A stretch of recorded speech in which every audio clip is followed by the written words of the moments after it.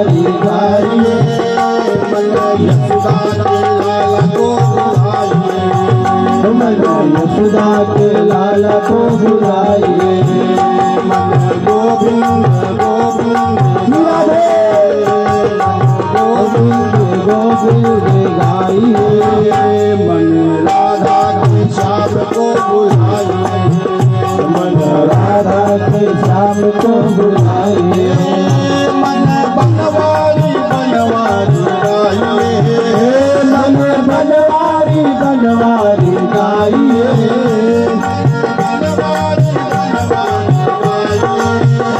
मन बनवारी बनवारी गाइए,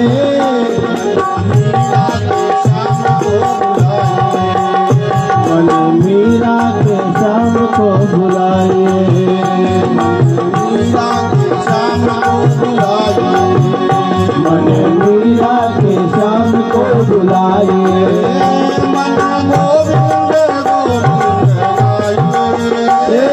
गोविंद गोविंद गाइए,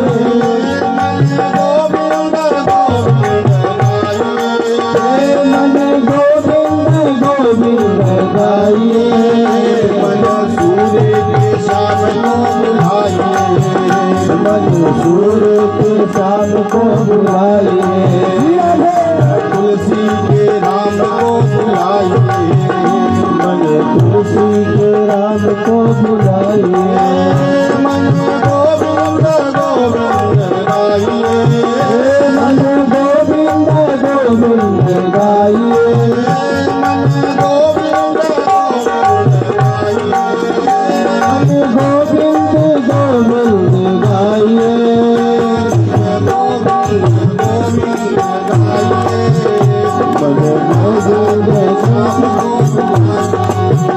मन राधा के श्याम को बुलाइए, राधा के श्याम को बुलाइए, मन राधा के श्याम को बुलाइए, यशोदा के लाला को बुलाइए, मन यशोदा के लाला को बुलाइए,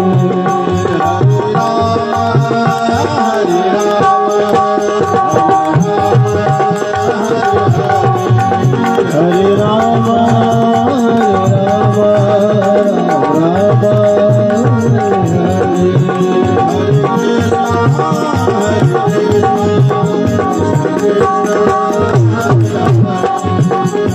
कृष्ण हरे कृष्ण कृष्ण हरे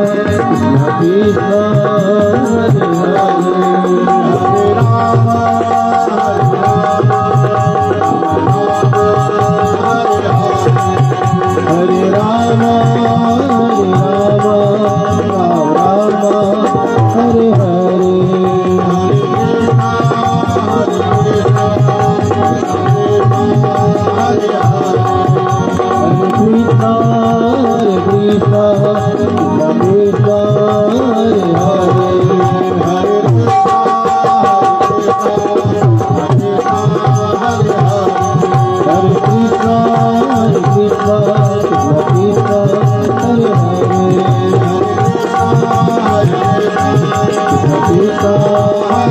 कृष्ण कृष्ण हरे हरे, हरे कृष्ण बोलिए वृंदावन बिहारी लाल की जय हो, भक्तवत्सल भगवान की जय हो, बाल कृष्ण गोविंद लाल की जय हो।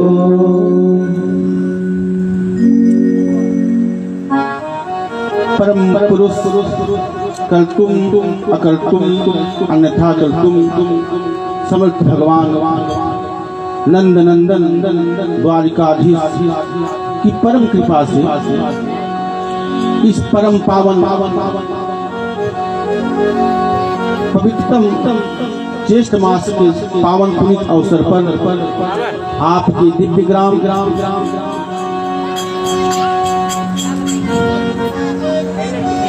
पुरानी बाजार वार्ड नंबर 13 में की पावन भूमि में श्रीमद् भागवत की पावनी गंगा आज से अवतरित होकर बहने के लिए तैयार है। इस कथा के मुख्य यजमान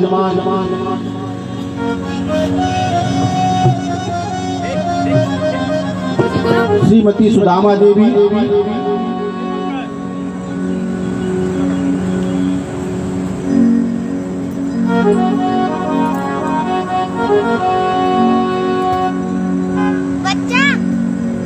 पिता स्वर्गीय राम प्रसाद, माता स्वर्गीय रूपा देवी, भाई स्वर्गीय दिलीप।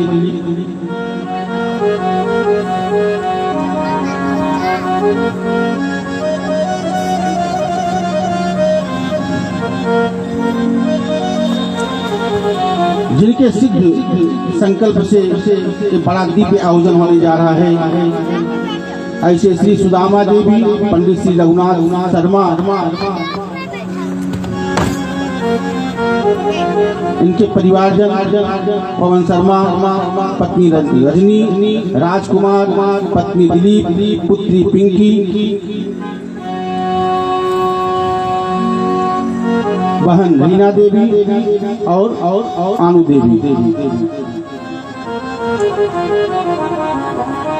एवं परिवारजन और समस्त बंधु बांधवजन अपने वेद मंत्र के पाठ से इस समस्त वातावरण को शुद्ध करने वाले ऐसे हमारे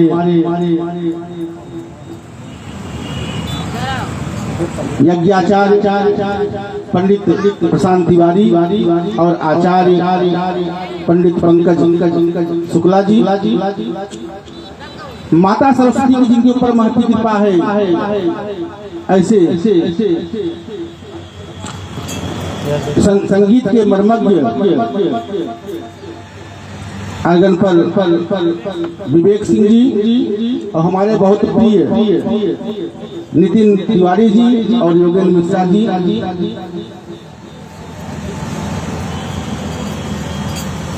और इस भागवत कथा पंडाल में पधारे समस्त भक्तगण, भक्तिमयी माताएं और बहनें।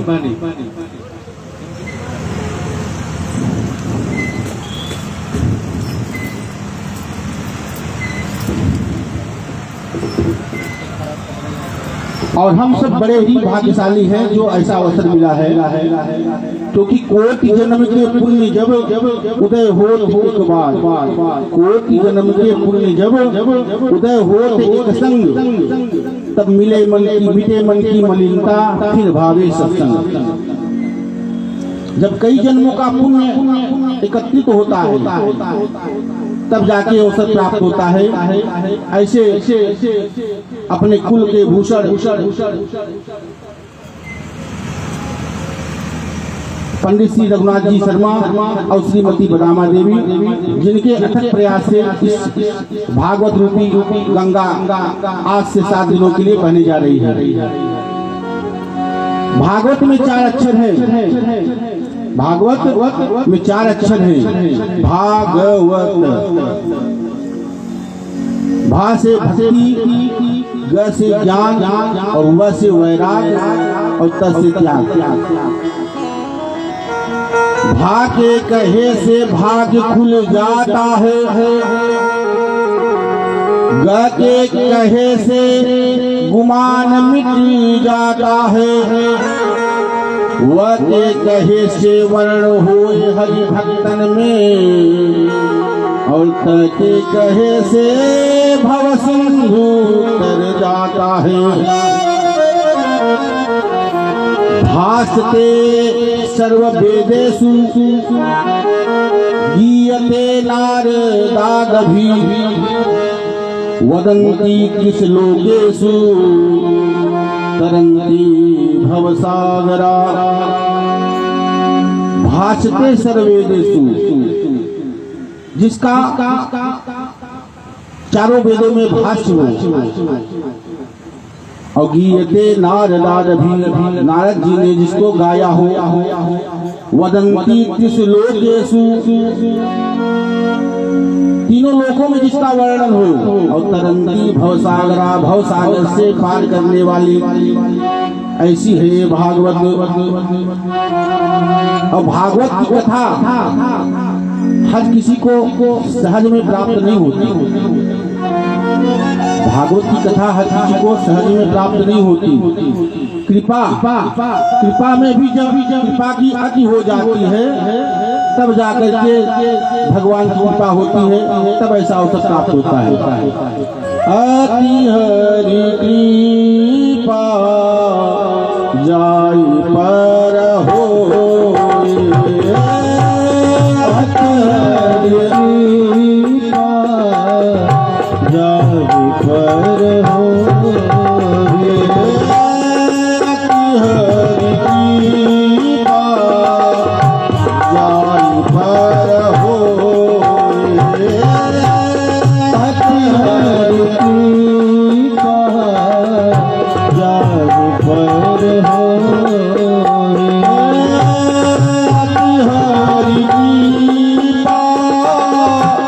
हो, अति हरि कृपा जाई पर हो, अति हरि कृपा जाई पर हो, पावते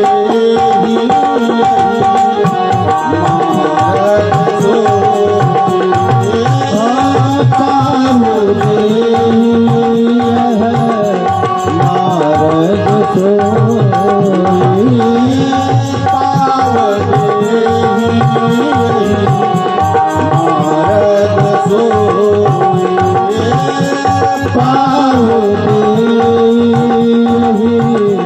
मारग सो, अति हरि कृपा जाहि पर हो। इसलिए भगवान की कृपा में जब अति कृपा होती है तभी अवसर प्राप्त होता है, क्योंकि श्रीमद् भागवत की कथा को भगवान ही सजाते हैं और इस कथा में वही आता है जिसे गिरधारी बुलाते हैं। तो ये कथा जो है सहजता से प्राप्त नहीं होती, ऐसा नहीं है। आने के लिए तो बहुत सारे लोग सोचते होंगे कि हम आ जाएं, आज जाएंगे, कल जाएंगे, परसों जाएंगे, लेकिन जब तक भगवान की कृपा नहीं होगी तब तक कथा सहजता से प्राप्त नहीं होगी। श्रीमद् भागवत पुराण में 12 स्कंद, 335 अध्याय और 18,000 श्लोक हैं। श्रीमद् भागवत कथा में 12 स्कंद, 335 अध्याय और 18,000 श्लोक हैं। पहला स्कंद भगवान का पैर है, पहला स्कंद जो है वो भगवान का पैर है। दसम स्कंद जो है वो भगवान का हृदय है और 12वां सिर है। बोलिए जय श्री राधे, जय श्री राधे, जय श्री राधे बोलना पड़ेगा। बोलिए जय श्री राधे, जय श्री राधे। आज प्रथम दिवस है। प्रथम दिवस में भागवत का महात्म कहा जाता है। महात्म का मतलब होता है महत्व, महात्म का मतलब होता है कथा का महत्व। क्योंकि जब तक आप किसी का महत्व नहीं जानेंगे तब तक आपको उसके प्रति प्रेम नहीं होगा। जब तक आप किसी के महत्व को नहीं जानेंगे तब तक आपको उसके प्रति प्रेम नहीं होगा। उदाहरण के रूप में जैसे कोई सम्मानित व्यक्ति आपके पास आके बैठ गया, लेकिन अगर आप जानेंगे नहीं तब आप उसके पास नहीं जाएंगे। जब उसके बारे में जानेंगे तो उसका सम्मान करेंगे। इसी प्रकार महात्म का मतलब होता है महत्व। कथा से क्या फायदा होता है, इसको सुनने से कौन से कष्ट करते हैं, इस विषय में महात्म कहा जाता है। महात्म में भगवान ने शुरुआत में ही पहले श्लोक में भगवान के रूप को बताया है। सच्चिदानंद रूपाय विश्वोत्पत्त्यादि हेतवे तापत्रय विनाशाय श्री कृष्णाय वयं नमः। भगवान जी कैसे हैं हमारे? सत्य धन चित धन आनंद। भगवान जी सत्य धन चित धन आनंद। सत्य जो परम सत्य है वो नारायण है। मात्र केवल एक ही सत्य नारायण है, बाकी इस जीवन में सब असत्य है। यह जो शरीर है ये भी असत्य है, ये संसार जो है ये भी असत्य है, क्योंकि सबका एक न एक दिन अंत होना है। सब झूठ है, केवल मात्र जो सत्य है वो हमारे नारायण जी हैं। बोलिए जय श्री राधे, जय श्री राधे। क्योंकि संसार जो है, इस संसार में संसरती संसार है। संसार हमेशा सरकता रहता है। बालक पैदा हुआ, धीरे धीरे बड़ा हुआ, बड़ा होने के बाद फिर वृद्धावस्था में चला जाता है। अब चित माने होता है प्रकाश। वह नारायण जिन्होंने करोड़ों सूर्य जैसे प्रकाश विद्यमान है, जिनके प्रकाश से सूर्य भी फीके पड़ जाते हैं, वैसे हमारे नारायण जी हैं। बोलिए जय श्री राधे।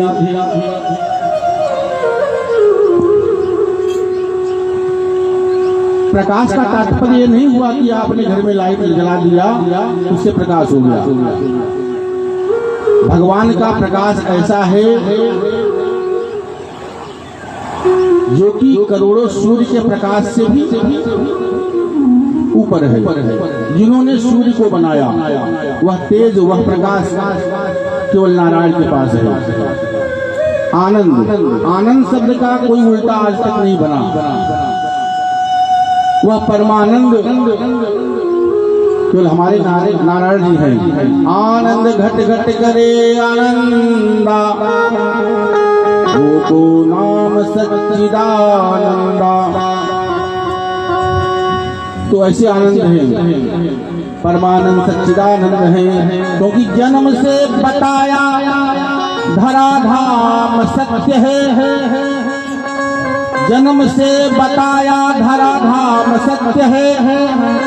जवानी में बताया कि अर्थ काम सत्य है। पिजड़े का पंछी जब पिजड़ा तोड़ चला, अब बता रहे हैं कि राम नाम सत्य है। तो परम सत्य राम और कृष्ण है। सच्चिदानंद रूपाय, उस पार ब्रह्म परमेश्वर का रूप कैसा है? सत्य धन चित धन आनंद। और क्या करते हैं? विश्वोत्पत्त्यादि हेतवे, विश्व की उत्पत्ति, पालन और संहार। एक किसान जो करता है छोटे पैमाने पर, वही हमारे नारायण करते हैं। किसान क्या करता है? खेत को जोत करके उसमें बीज को बोता है। एक किसान खेत की जुताई करता है, उसमें बीज को बोता है। बीज जब अंकुरित हो जाती है तो उसका फिर सिंचन करता है, उसमें खाद देता है, पानी देता है।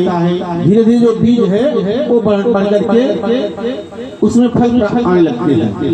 जब फल पक जाता है तो वही किसान उस बीज को काट देता है, काट करके अपने घर पे लाता है। तो भगवान भी वही कर रहे हैं। इस जीव को पैदा करते हैं, उसका पालन करते हैं, उसके बाद फिर महाप्रलय आकर ला करके संहार कर देते हैं। सच्चिदानंद रूपाय विश्वोत्पत्त्यादि हेतवे, विश्व की उत्पत्ति, पालन और संहार करते हैं। फिर क्या करते हैं? तापत्रय विनाशाय श्री कृष्णाय वयं नमः। तीनों प्रकार के तापों का विनाश करते हैं, दैविक और भौतिक। जो देह से उत्पन्न हुए ताप हैं उसका विनाश करते हैं। देह से उत्पन्न ताप कैसा होता है? देह शरीर में रोग हो जाना, फोड़ा निकल जाना, फुंसी निकल जाना, तमाम प्रकार के रोग जो हैं, जो ताप है, दैहिक ताप है, उसका विनाश करते हैं। और दैविक ताप क्या है? देवता से दिए हुए जो ताप है, प्रलय आना, तूफान आना, बिजली गिर जाना किसी के ऊपर, तो दैविक जो ताप है उसका भी विनाश करते हैं। और भौतिक ताप, जो भौतिक रूप से ताप आता है उसका भी प्रभु विनाश करते हैं। बोलिए जय श्री राधे, जय श्री राधे। श्री कृष्णाय वयं नमः। यहाँ नमः नहीं कहा व्यास जी ने, यहाँ नुमः कहा, क्योंकि क्या कहा, श्री कृष्णाय वयं नुमः, हम सब मिलकर के आपकी प्रार्थना करते हैं। बोलिए जय श्री राधे, जय श्री राधे। व्यास जी कहते हैं कि एक बार नैमिषारण्य वन में 88,000 ऋषि सौनकादि सहित सूत जी विराजमान हैं। सूत जी जो कि 16 वर्षीय है, सूत जी का नाम है रोमहर्षण। सूत जी का नाम रोमहर्षण जी महाराज है। और सौनक ऋषि जो है उनकी उम्र वयोवृद्ध है, वृद्धावस्था में है, लेकिन फिर भी श्रोता के रूप में बैठे हुए हैं और प्रश्न कर रहे हैं। अज्ञान ध्वंस कोटि सूर्य समप्रभ सूताख्याहि कथा सारम मम कर्ण रसायनम।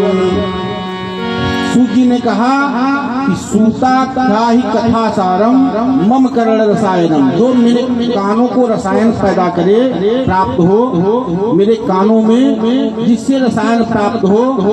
हे सूत जी महाराज, आप अज्ञान ध्वांत विध्वंसम, मतलब आप जो है कोटि सूर्य समप्रभ, आपके पास जो ज्ञान है वो करोड़ों सूर्य के जितना है।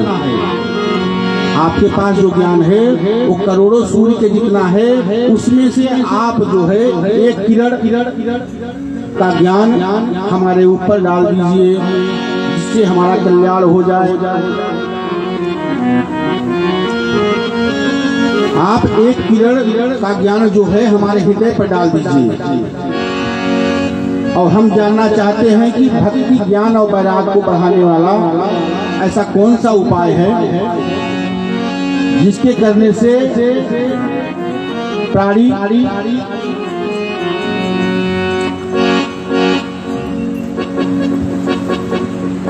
का कल्याण हो जाए। और यह कलिकाल जो है आ गया है, कलयुग आ गया है, जिससे मानव की आसुरी प्रवृत्ति बन गई है। कलयुग आ गया है, जिससे मानव की आसुरी प्रवृत्ति बढ़ गई है। ऐसे प्राणियों का कैसे कल्याण हो? भगवत प्राप्ति का सर्वोत्तम साधन कौन सा है? कृपया करके बतलाएं। सूत जी ने कहा सावधानतया सुनो, सावधान होकर के सुनिए, क्योंकि अगर व्यक्ति कोई अमूल्य चीज देता है किसी को तो कहता है पहले सावधानी से लेके जाइएगा, क्योंकि बहुत अमूल्य वस्तु होती है। इसलिए सूत जी ने कहा सावधानतया सुनो। सूत जी ने कहा कि इस संसार में सबसे बड़ा जो डर है वो मृत्यु का है। इस कलिकाल में सबसे बड़ा डर जो है मृत्यु का है। और मृत्यु लोक में जो आया है उसका जाना सुनिश्चित है, क्योंकि संसरति इति संसार है, संसार जो है वो सरकता रहता है।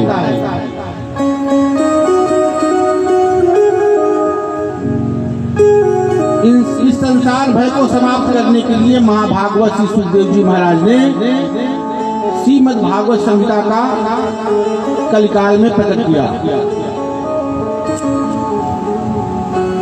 काल व्याल मुखोग्रास तास निर्णास हेतवे श्रीमद् भागवतम शास्त्रम कलौ कीरेण भासितम, कीरेण सुखेन भाषितम,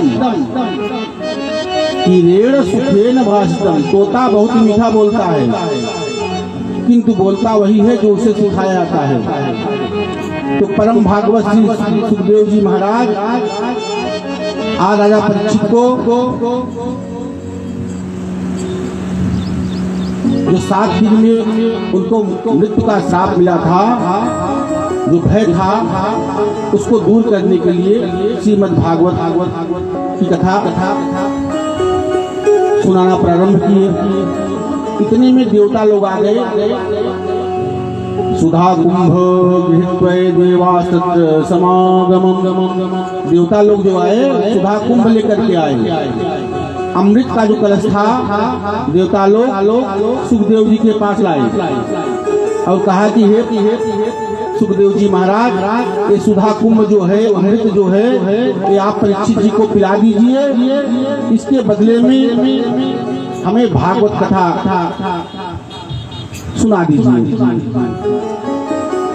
सुखदेव जी को बहुत आश्चर्य हुआ कि देवता कब से परमार्थी बनने लगे कि आज बगैर बुलाए चले आए हैं, नहीं तो बुलाने पर भी जल्दी नहीं आते। और जिस सुधामृत का पान कराने के लिए देवता आए हैं वो सहजता से प्राप्त नहीं हुई है।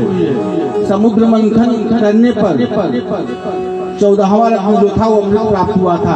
उसी अमृत के लिए देवासुर संग्राम हुआ था और इसी अमृत के लिए एक बार गरुड़ जी से भी गरुड़ जी को भी नहीं दिए थे। अच्छा, गरुड़ जी क्यों नहीं दिए थे? एक बार क्या हुआ, गरुड़ की माता जो है वृंदा,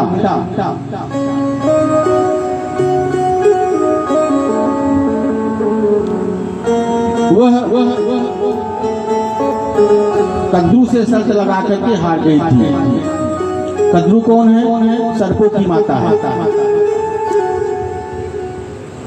एक बार क्या हुआ, सर्प लोग बहुत परेशान हो गए गरुड़ से, तो अपनी माता से आकर के कहे कि मैया ऐसा कोई उपाय कीजिए जिससे मुझे गरुड़ से छुटकारा मिल जाए और गरुड़ को अपना दास बना ले। तो कद्रू ने क्या किया, बनिता के साथ एक शर्त लगाई। शर्त कौन सी लगाई कि सूर्य के जो घोड़े हैं, उन्होंने बनिता से पूछा कि सूर्य के घोड़े का कलर कौन सा है, किस कलर के सूर्य के घोड़े हैं। तो बनिता ने कहा कि सूर्य के तो सफेद कलर के घोड़े हैं, लेकिन कद्रू ने कहा कि नहीं, वो सफेद नहीं, काले कलर के हैं। लेकिन सच्चाई जो थी वो सफेद कलर श्वेत कलर के ही है घोड़े। फिर कद्रू ने कहा कि अगर तुम इसमें शर्त रखो कि जो हार जाएगा वो दूसरे का दास बन जाएगा। तो बनिता ने कहा ठीक है, क्योंकि बनिता को पूर्ण विश्वास था कि सूर्य के जो घोड़े हैं वे श्वेत कलर के हैं।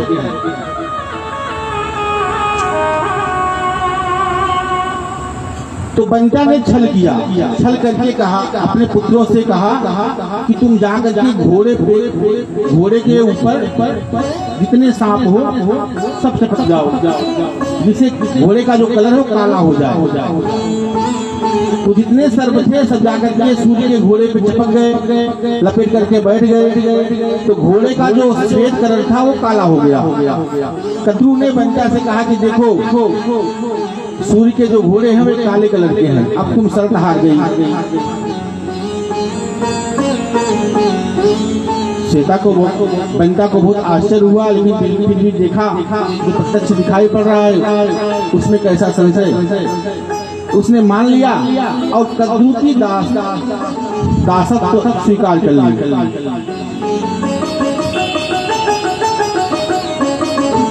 और वही दास जब उनकी माता बनिता बन गई तो गरुड़ को भी दास बनना पड़ा। एक दिन गरुड़ जी बहुत दुखी हो गए, क्योंकि जिन सर्पों को मार मार के भगाते थे वही सर्प उनके सर पे आकर के बैठ रहे हैं, उनको बार बार आदेश कर रहे हैं। गरुड़ को बहुत आत्मग्लानि हुई और कहा मैया क्या ऐसा कोई और उपाय नहीं है जिससे मुझे इसकी दासों से छुटकारा मिल जाए। बंता ने कहा पुत्र एक ही उपाय है। सदगुरु से जब मैं पूछी थी कि इस दासत्व से मुक्ति कैसे मिल सकती है तो सदगुरु ने कहा था कि अगर तुम मुझे स्वर्ग से अमृत ला करके दे दो तो मैं दासत्व से तुम्हें मुक्त कर दूंगी। तो पुत्र अगर तुम स्वर्ग से अमृत ला करके सदगुरु को दे सकते हो तो हमें मुक्ति मिल जाएगी। तो गरुड़ जी चले इंद्र के पास और इंद्र के पास जाकर के वह स्वर्ग का अमृत लाए। लेने के लिए जैसे ही कलश को उठाया तो इंद्र ने रोक दिया और कहा हमसे युद्ध करो। तो गरुड़ जी ने इंद्र को हराया। जब हरा करके कलश को उठाया इंद्र जो थे हाथ जोड़ खड़े हो गए कि महाराज अगर आप अमृत सुधा अमृत जो है सर्पों को पिला देंगे तो महाविनाश हो जाएगा, यह सृष्टि खत्म हो जाएगी।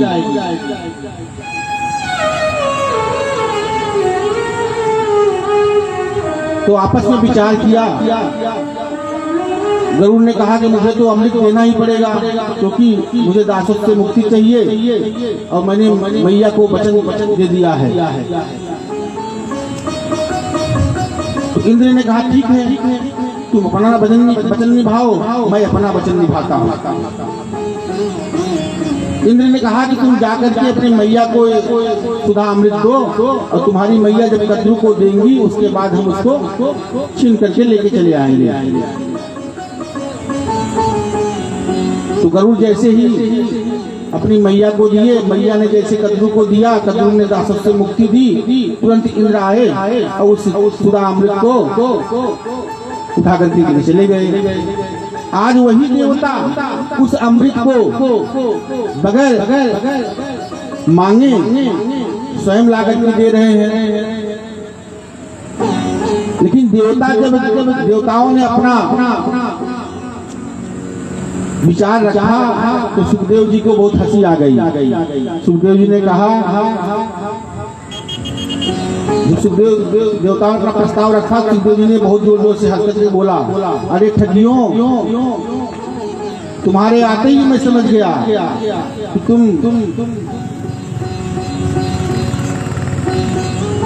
बगैर स्वार्थ से नहीं आने वाले हो। अगर तुम दधिच के पास गए थे तो वहां हड्डियों को मांग करके दधिच को ही खत्म कर दिए थे। सुखदेव जी कह रहे हैं क्व सुधा क्व कथा लोके क्व काच क्व मय महा। हे देवताओं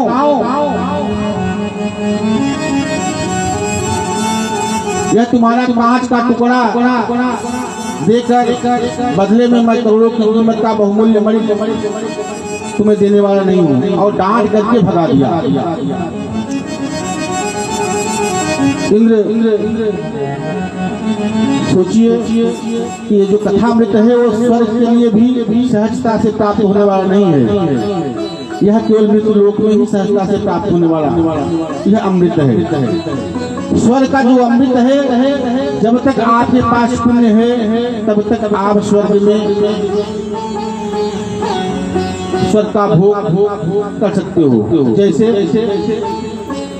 आपने एक होटल बुक किया 5 दिन के लिए, 5 स्टार होटल बुक किया 5 दिन के लिए।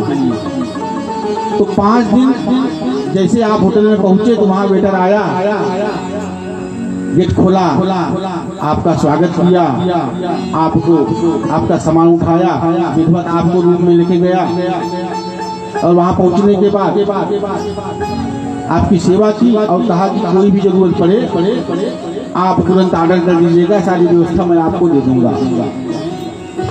आपको ऐसा लगा कि मानो यहाँ तो सारा सुख ही मिल गया, बैठे बैठे कुछ करना नहीं है, केवल फोन को घुमाना है और ऑर्डर करके मंगवाना है। लेकिन जैसे ही 5 दिन खत्म हो गया तो वही वेटर आपके पास आया, कहा भाई आप यहाँ से कब छुट्टी ले रहे हो, कब निकल रहे हो यहाँ से। और आपने कहा कि भैया यहाँ तो बहुत सारे सुख हैं, अब मैं सोच रहा हूँ जीवन पर्यंत यही होटल में ही रह जाऊँ। तो वही वेटर आपको धक्के मार करके बाहर निकाल देगा। ऐसे ही स्वर्ग में जब तक आपके पुण्य हैं, जब तक आपके पुण्य हैं, तब तक आपको स्वर्ग का भोग मिलेगा, प्राप्त होगा। और जैसे ही पुण्य क्षीण होते हैं, तब आपको भी धक्के मार करके इस मृत्यु लोक पर वापस आना पड़ेगा भोग भोगने के लिए। बोलिए जय श्री राधे, जय श्री राधे। उसके बाद इंद्र जी जाकर के ब्रह्मा जी के पास गए और कहा कि ऐसा है ब्रह्मा जी, सुखदेव जी ने हमको कथामृत का पान नहीं कराया और डांट करके भगा दिया। ब्रह्मा जी ने कहा कि इस कथा में ऐसा क्या है जो तुम इसके लिए लड़ाई हो। 7 दिन रुक करके देखो कथा का क्या महत्व होता है। जब 7 दिन बीता तो राजा परीक्षित के लिए सुंदर वायु का विमान आया और उसमें बैठ करके राजा परीक्षित परम धाम को चले गए। ब्रह्मा जी को बहुत आश्चर्य हुआ। उसने वेद शास्त्र उपनिषद सब एक तराजू पे रखा और एक तराजू पे भागवत रखा, लेकिन भागवत का पलड़ा भारी रहा। बोलिए जय श्री राधे, जय श्री राधे।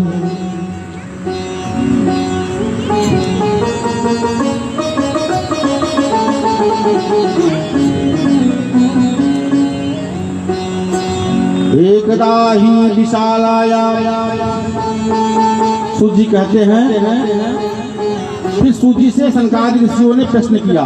प्रश्न क्या किया कि कहा कि हे सूत जी महाराज, यह भागवत 7 दिन में ही क्यों सुना जाता है? और सबसे पहले इस भागवत को किसने सुनाया? 7 दिन में। 7 दिन का जो 7 दिन की कथा हुई, यह सबसे पहले किसने सुनाया, किसको और कहाँ पे हुई? तब सूत जी ने कहा एकदा ही विशालायाम चत्वार ऋषियो मलाः संघर्ष संघार्थ समायात्रा नारदम। एक समय की बात है, विशालापुरी मतलब बद्रीनाथ में चारों भाई सत्संग की इच्छा करके विचरण कर रहे थे। चारों भाई कौन? सनक, सनंदन, सनातन, सनत कुमार। और चारों भैया विचरण कर रहे थे। अचानक उनको नारद जी दिखे। नारद जी को देख करके चारों भाई बहुत प्रसन्न हुए, क्योंकि भगवत रसिक तो अगर कोई दूसरा भगवत रसिक मिल जाता है तो बहुत प्रसन्न होते हैं। इसलिए चारों भाई बहुत प्रसन्न हुए। जब नारद जी पास में आए तो नारद जी को देख करके चारों भाइयों ने, जब नारद जी को देखा तो चारों भाइयों को बहुत आश्चर्य हुआ। आश्चर्य क्या हुआ कि नारद जी का जो मुख था वो लटका हुआ था। तो चारों भाइयों सरकार ऋषियों ने पूछा, प्रथम ब्रह्म दीन मुखम चिंता तुरो भवान परितम गम्यते पुत्र कुतश्चागमनं तव। हे नारद जी महाराज, आपका मुख इस प्रकार से लटका क्यों है? कुतश्चिंता तुरो भवान, आपको किस बात की चिंता सता रही है? और गवितो यथा जन है, और आपका क्या चला गया जो आप इतना चिंतित हो?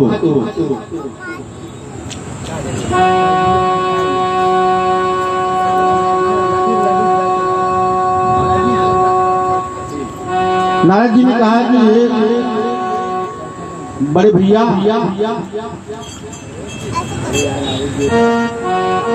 चारों भाइयों को प्रणाम करते हुए नारद जी ने कहा कि हे बड़े भैया, मैं आपको अपनी समस्या सामने रखता हूँ कि मैं अपनी समस्या आपको सुनाता हूँ।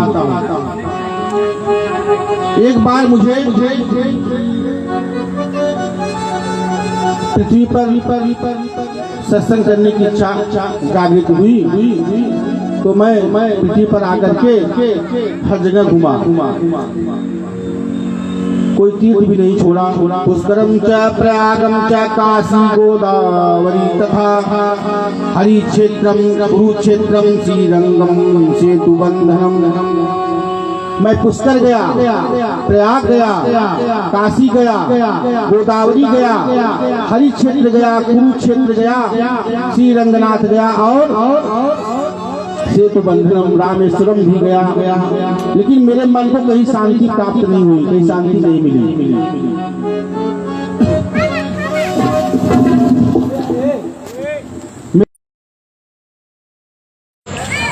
बोलिए जय श्री राधे। मेरे मन को कहीं शांति नहीं मिली। श्री कृष्ण गोविंद हरे मुरारी, हे नाथ नारायण वासुदेव। नारद जी कहते हैं लेकिन फिर भी मेरे मन को शांति नहीं मिली। तो सनकादि ऋषि जो थे उन्होंने कहा कि तुम ऋषियों के पास क्यों नहीं चले गए, संतों के पास क्यों नहीं चले गए। कहीं भैया मैं संतों के पास गया, लेकिन वहां संत को भी देखा तो पाखंड निरता संत पाखंडी नहीं हो गए, पाखंडी ही संत बन करके बैठे हुए हैं। यह बंगला किसका है? हमने पूछा यह बंगला किसका है? तो कहा त्यागी जी महाराज का। फिर हमने पूछा यह बंगले किसके, यह बच्चे किसके हैं? तो कहा ब्रह्मचारी जी महाराज के। एक जगह बहुत शोर मचा रहे थे बच्चे, तो हमने पूछा यह शोर कहाँ से हो रहा है? तब तक एक जन बोले भैया ये मौनी बाबा का आश्रम है। तो जो पाखंडी हो गए हैं वही संत बन करके बैठे हुए हैं। जब वहां से मुझे शांति नहीं मिली, तब मैं गृहस्थों के घर में गया। तरुणी प्रभुता गेहे श्यामल को बुद्धिदायक। गृहस्थों के यहाँ क्या देखा कि श्यामल को बुद्धिदायक है। श्यामलकों से परामर्श लिया जा रहा है। श्यामल को मतलब साले साहब, श्यामलकों से परामर्श लिया जा रहा है। और कन्या बिगड़ो लोभा दंपातीनम से कल्पनाम, कन्या का क्रय विक्रय हो रहा है। कन्या का भी क्रय विक्रय हो रहा है। यहाँ पर शादी विवाह में जो जितना धन पा जाए और जितना धन दे दे उतना अच्छा वर मिलेगा। और आजकल के शादी विवाह भी अजीब ढंग के होने लगे हैं। शादी विवाहों का क्या हाल है? शादी विवाह तो खर्च करेंगे डीजे में लाखों रुपए, ऑर्केस्ट्रा में, डीजे में, सारी व्यवस्था लाखों रुपए में होगी। लेकिन जहाँ पे उस वर वधू का जीवन सफल होगा, जिसके करने से, जिस कर्म के करने से, वहां पर आते ही जैसे मंडप में पहुंचेंगे तो पहला शब्द क्या होगा कि पंडित जी कितना समय लगेगा विवाह कराने में।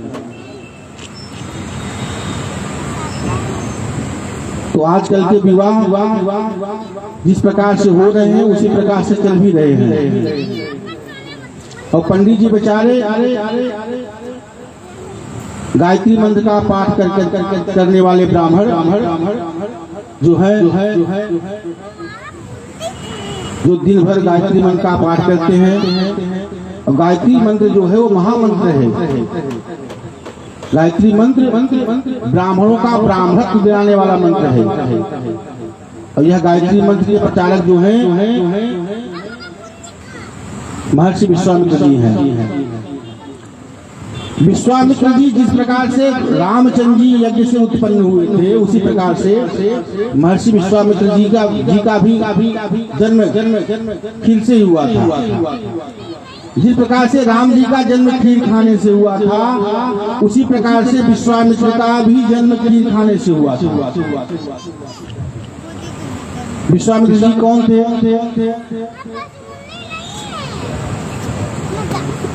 राजा जो थे चक्रवर्ती राजा गांधी जी सम्राट, चक्रवर्ती सम्राट थे, विश्वामित्र जी के पिता थे। एक बार क्या हुआ कि जो सम्राट गांधी जी थे उनको एक पुत्री थी, पुत्र एक भी नहीं था। एक पुत्री थी और पुत्री का नाम था सत्यवती। पुत्री ऐसी थी जिसको हिंसा से बहुत नफरत थी और उसने कह दिया था कि पिताजी मेरा विवाह जब भी होगा मैं किसी ऋषि मुनि से ही विवाह करूंगी जो हिंसा न करता हो, अहिंसावादी हो। गांधी जी ने कहा ठीक है, लेकिन गांधी जी जब रबड़ ढूंढते तो कोई चक्रवर्ती सम्राट होता। काफी समय लग गया ढूंढते।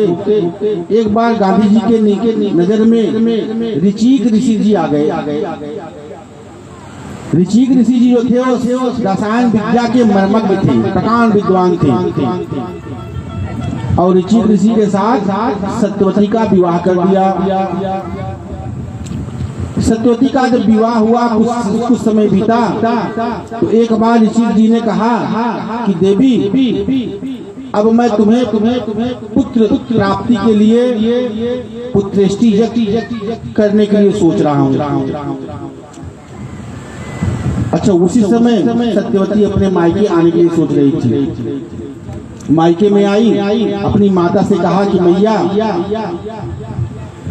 मैया हमारे सैया जो है वो पुत्रेष्टि यज्ञ कराने के लिए सोच रहे हैं। जो सत्यवती की माता थी बहुत प्रसन्न हुई, कहा बेटी ये तो बहुत अच्छी बात है, अपने पति से पूछो कि क्या मेरे लिए भी यह यज्ञ हो सकता है, क्योंकि मेरे पास भी एक पुत्र नहीं है जो मेरे वंश को आगे बढ़ा सके। अगर संभव हो तो मेरे लिए भी करा दो। उसकी पुत्री ने कहा कि ठीक है मैया, मैं अपने पति से पूछ करके आपको बताऊंगी। सत्यवती अपने घर पे आई और घर पर आकर के अपने पति के पास उसने सारा वृत्तांत अपने पति से कहा कि स्वामी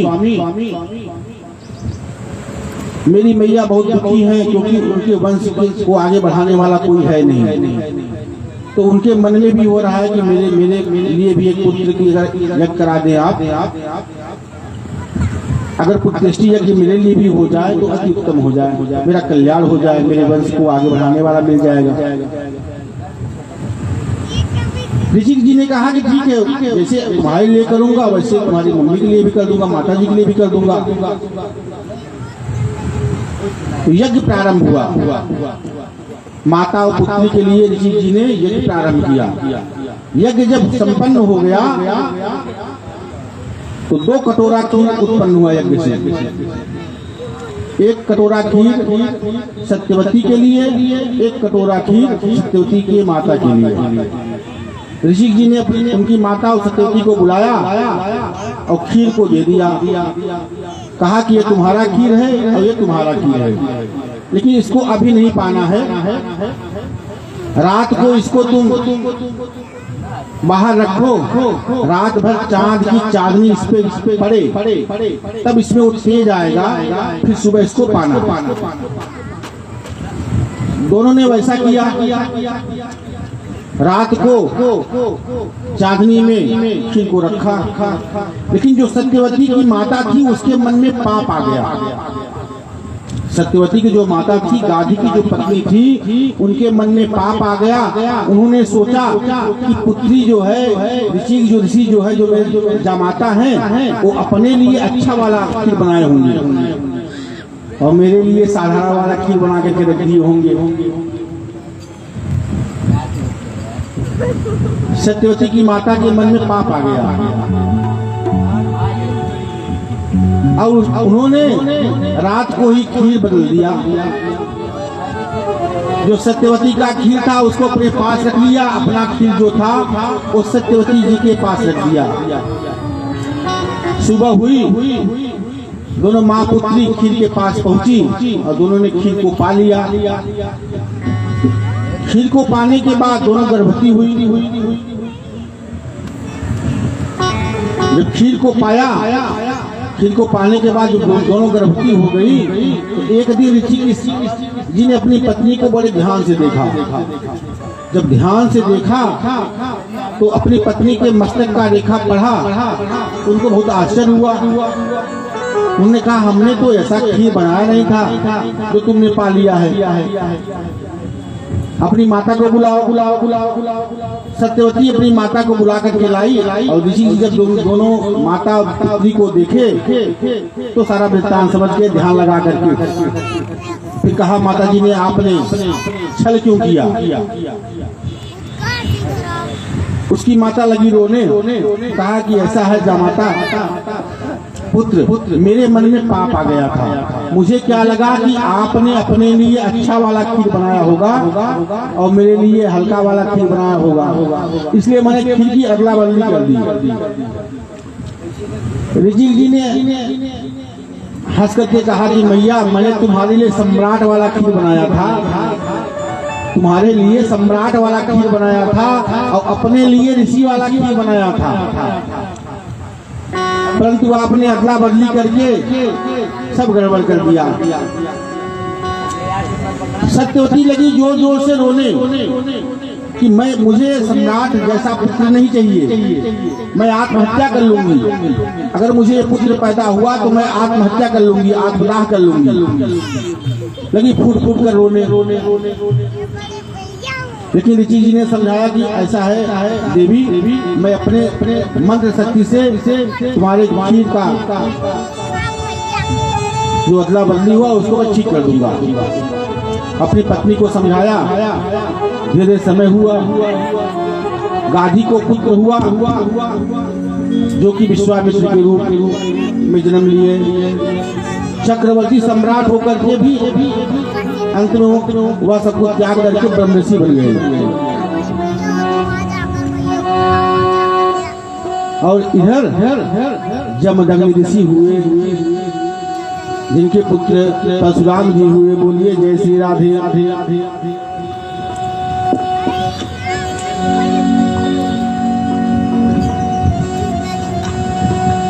मृत्युलोक में यह सब देख देख कर मेरा चित्त जो है अशांत हो गया। एवं पश्यन्त कलेर दोषान् पर्यटन्य वने महम यामुनम तत्पापन्नमापन्नो यत्र लीला हरिर्भुत।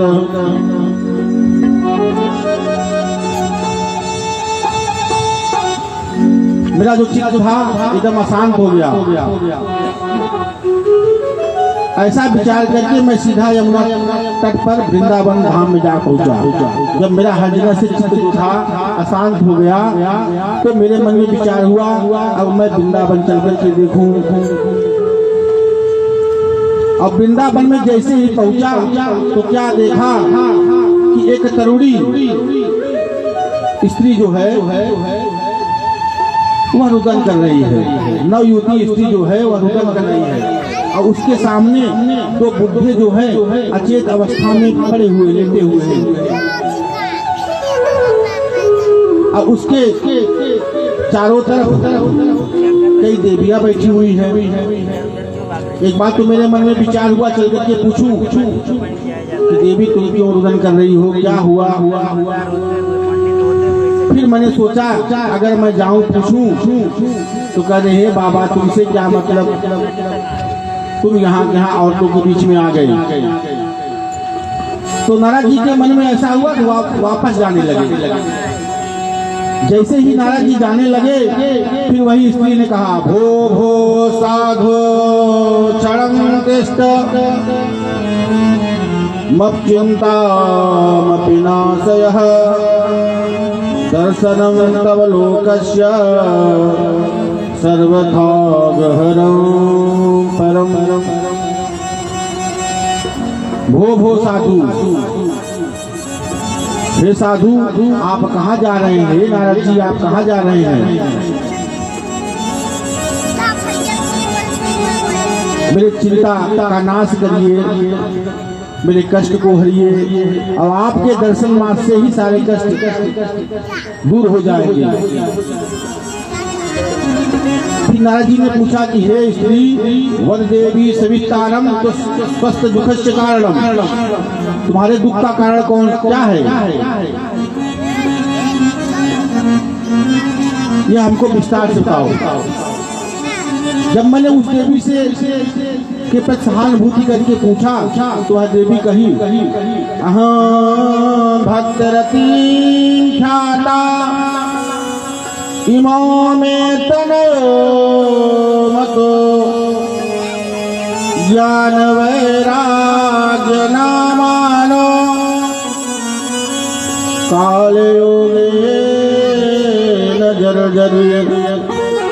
हे नारद जी महाराज मैं भक्ति हूँ, और ये जो दोनों बुद्धि पड़े हुए हैं ये मेरे पुत्र ज्ञान और वैराग्य हैं।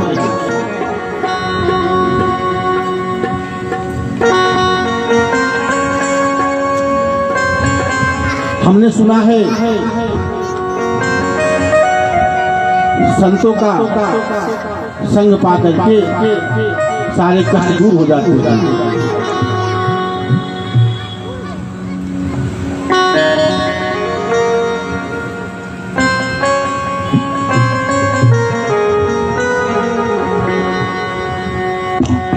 तो नारद जी ने कहा कि हे देवी तुम हरि के शरण में जाओ और तुम्हारे सब कष्ट दूर हो जाएंगे। कैसे? हरि शरणम हरि शरणम हरि शरणम हरि शरणम हरि शरणम हरि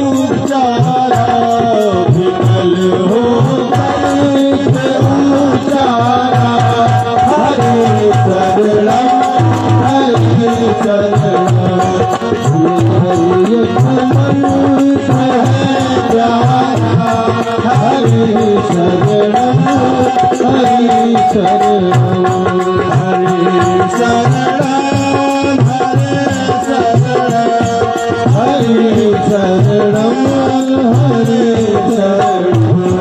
हरि शरणम हरि शरणम हरि शरणम हरि शरणम। बोलिए वृंदावन बिहारी लाल की जय हो।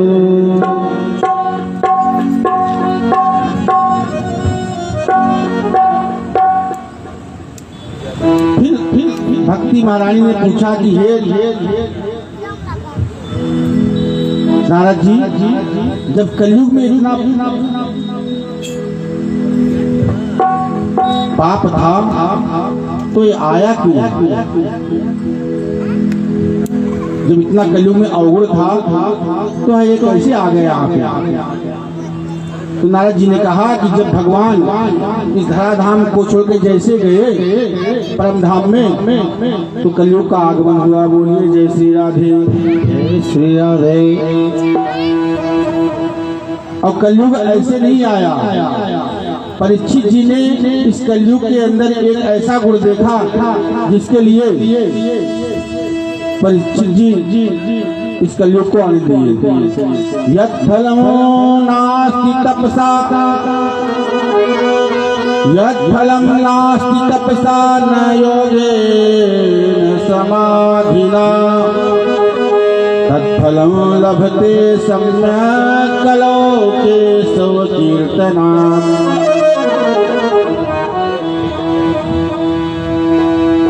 कलयुग केवल हरि गुण गाहा, कलयुग केवल हरि गुण गाहा,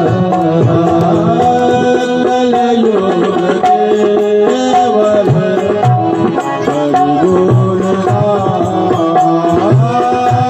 कलयुग केवल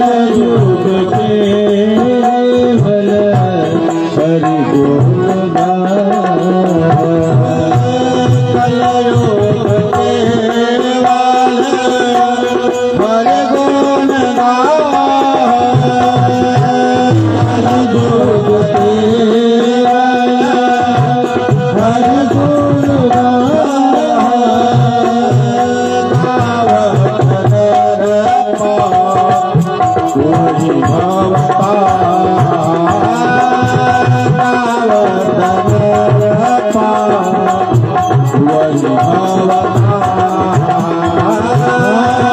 कलयुग केवल हरि गुण गाहा, कलयुग केवल हरि गुण गाहा। नारद जी ने कहा यत् फलम नास्ति तपसा न योगेन समाधिना, तत्फलम लभते सम्यक् कलौ केशव कीर्तनात्। जो जन्म जन्मांतर के फल तपस्या योग और समाधि करने से प्राप्त होते हैं, कई वर्ष तपस्या करने से, कई जन्मों तक तपस्या करने से फल प्राप्त होते हैं, कलयुग में केवल हरि नाम संकीर्तन करने से प्राप्त हो जाएंगे। बोलिए जय श्री राधे। जय श्री राधे। बोलना पड़ेगा, जोर से बोलिए जय श्री राधे। जय श्री राधे।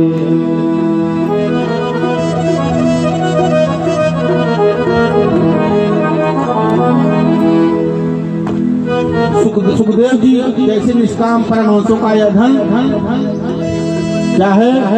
हमारो धन राधा श्री राधा श्री राधा, हमारो धन राधा श्री राधा श्री राधा, हमारो धन राधा श्री राधा श्री राधा, हमारो धन राधा श्री राधा श्री राधा, परम धन राधा राधा राधा राधा राधा, परम धन राधा राधा राधा राधा राधा, परम धन राधा राधा राधा राधा राधा,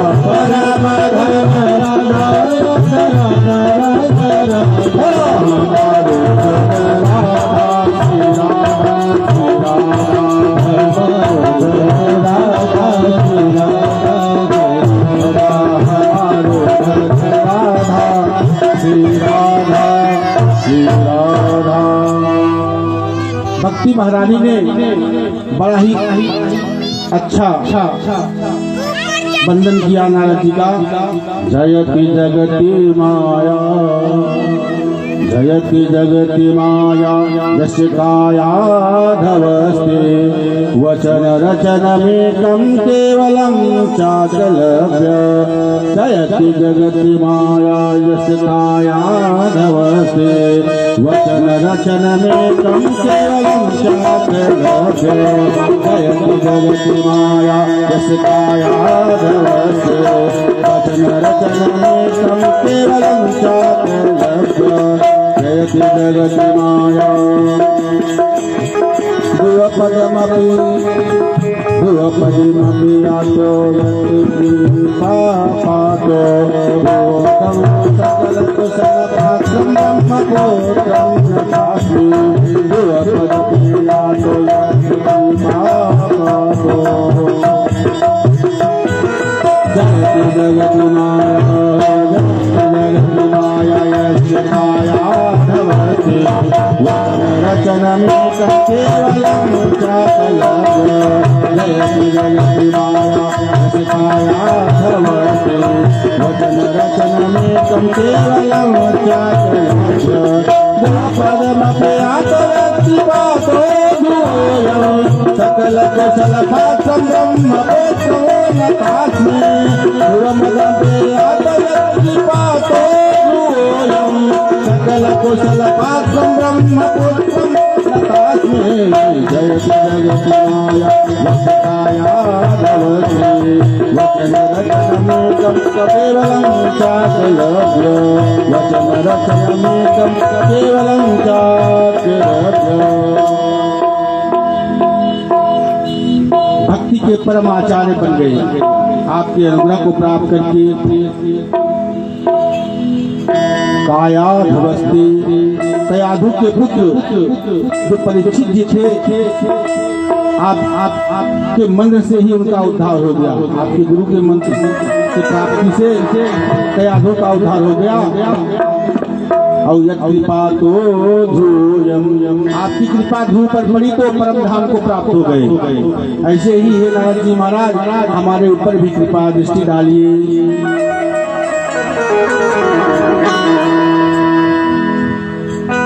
स कृष्ण क्वापि नो गतः,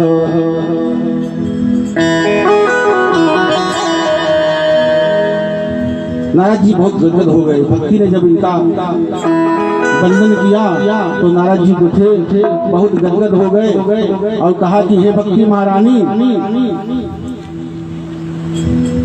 आप जो है भगवान श्री कृष्ण का ध्यान कीजिए, उनका भजन कीजिए। भजन करने से सारे दुख दूर हो जाएंगे। और क्या कहा? ब्रज के नंदलाल, राधा जी के सावरिया, ब्रज के नंदलाला, राधा जी के सावरिया। सब दुख दूर हुए जब तेरा नाम लिया। सब दुख दूर हुए जब तेरा नाम लिया।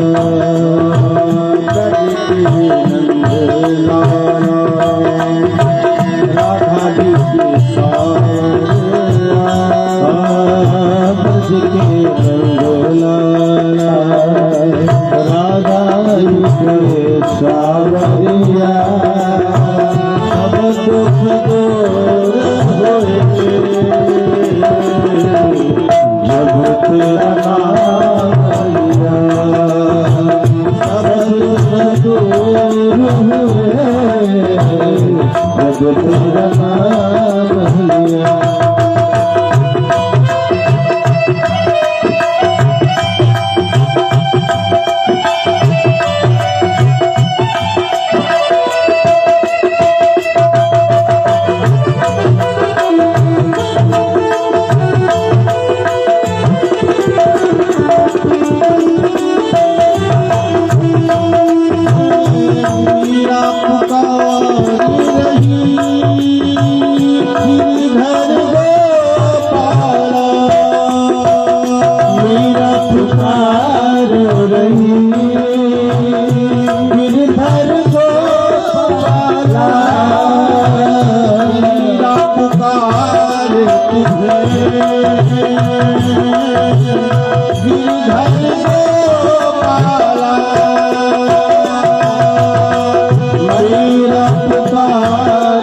मुझे गिरधर गोपाला बन गया अमृत में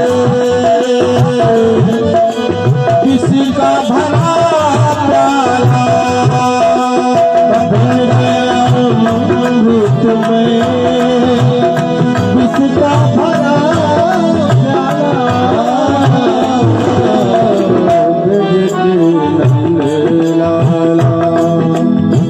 राधा जी के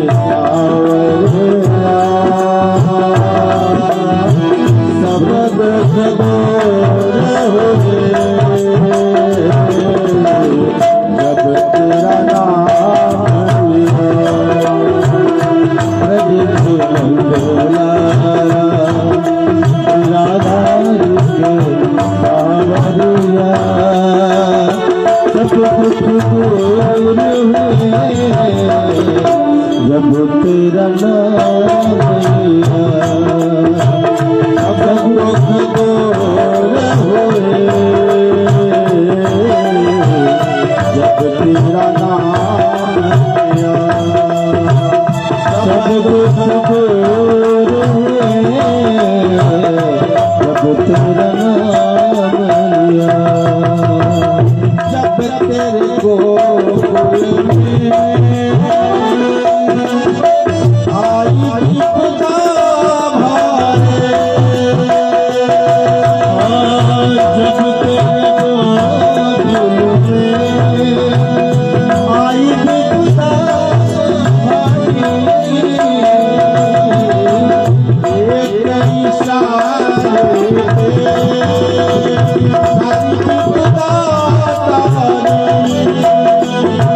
एक इशारे से सारी विपदा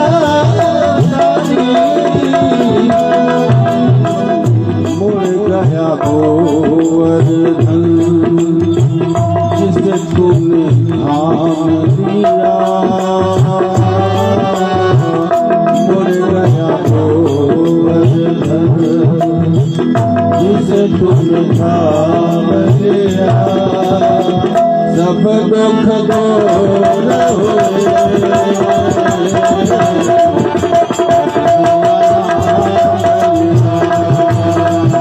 सब दुख दूर हुए जब तेरा नाम लिया सब दुख दूर हुए जब तेरा नाम लिया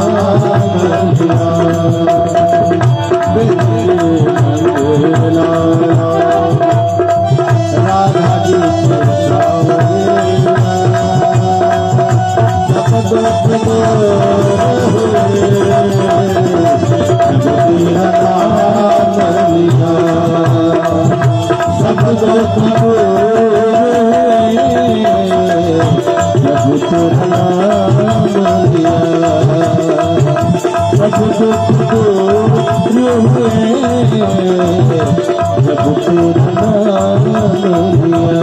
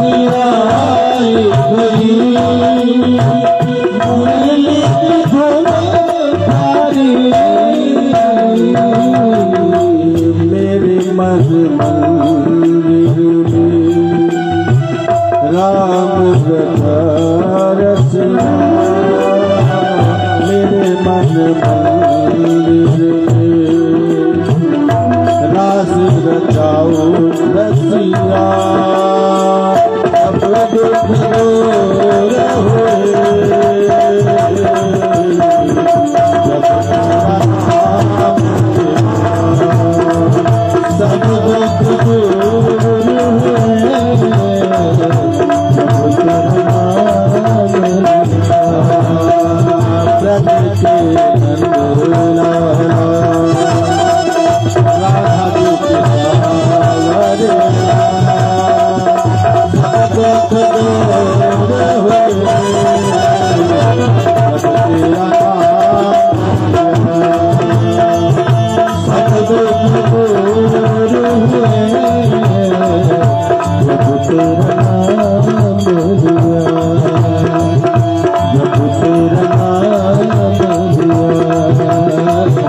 सब दुख दूर बोलिए वृंदावन बिहारी लाल की जय, भक्तवत्सल भगवान की जय हो। नारद जी ने जब भक्ति महारानी की बात सुनी तो समझ गए और ज्ञान वैराग को मूर्छित अवस्था से मुक्ति दिलाने के लिए वेद वेदांत सिद्धांत उपनिषद गीता का पाठ कई बार सुनाया, लेकिन ज्ञान वैराग की मूर्छा जो है एक बार चेतना जागृत हुई, फिर वापस उसी अवस्था में चले गए। और नारद जी बार बार कह रहे हैं ज्ञान वैराग खड़े हो जाओ, वैराग सावधान हो जाओ, ज्ञान वैराग खड़े हो जाओ। बहुत प्रयत्न करने पर भी जब कोई लाभ नहीं हुआ तब नारद जी को आकाशवाणी हुई,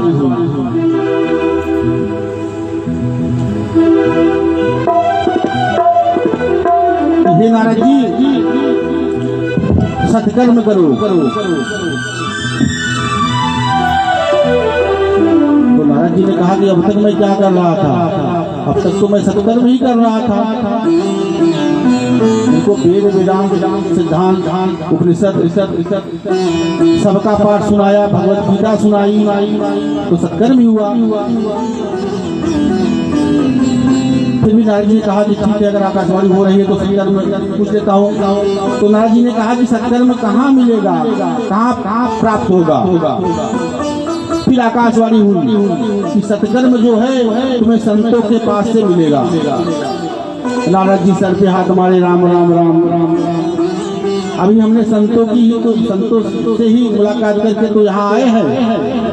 बड़े बड़े पाखंडी संत हमको मिले, त्यागी जी महाराज, मौनी जी महाराज, ब्रह्मचारी जी महाराज जैसे संत। लेकिन अगर आकाशवाणी हो रही है, कह रही है, तो फिर से चल के मिलता हूँ और सत्कर्म के बारे में पूछता हूँ। सत्कर्म क्या है, कैसे है, सत्कर्म कैसे होगा। तो कई संतों के पास नारद जी गए, और जो संत नारद जी को देखते वो अपने आश्रम से पलायन हो जाते। कहा देवर्षि नारद और कहा एक साधारण संत। और कितने संत तो मौनी बाबा बन के बैठ गए, कहे महाराज जी हमारा मौन व्रत चल रहा है, अभी हम बोलने की अवस्था में नहीं है, आप बाद में आइएगा, फिर आपके प्रश्नों का उत्तर देंगे। तो जितने संतों के पास नारद जी के हर जगह यही समस्या उत्पन्न हुई और कहीं उत्तर नहीं मिला। तो नारद जी कह रहे हैं कि हे संतान ऋषियों, बड़े भैया, इसलिए हम परेशान होकर के नर और नारायण के धाम में आए थे, अब आपसे मुलाकात हो गई। अब कृपा करके बताइए कि इनका अचेत अवस्था कैसे शांत हो।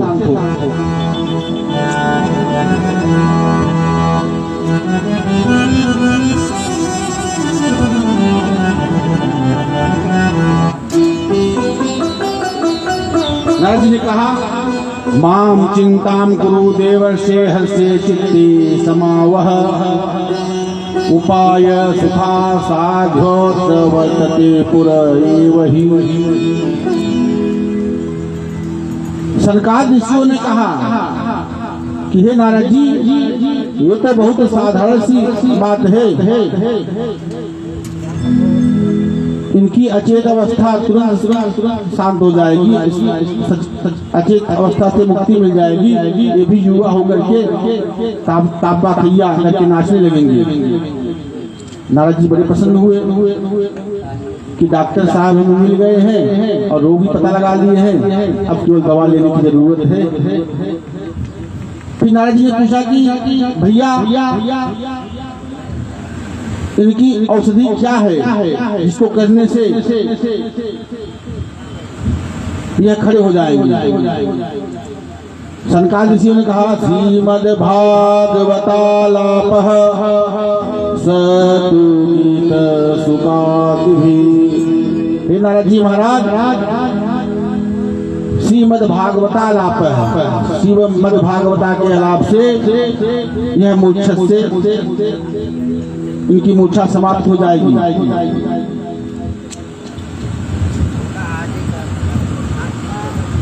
नारद जी को बहुत आश्चर्य हुआ। नारद जी ने कहा कि भैया आप कह रहे हो श्रीमद् भागवत के कथा श्रवण से इनको मुक्ति मिल जाएगी, तो भैया हमने अब तक इनको क्या सुनाया? हमने इनको वेद, उपनिषद, गीता का पाठ करके सुनाया, अब आप कह रहे हो उसी वेद से निकली हुई यह पंचम वेद निराला श्रीमद् भागवत कथा के श्रवण मात्र से इनकी मूर्छा समाप्त हो जाएगी।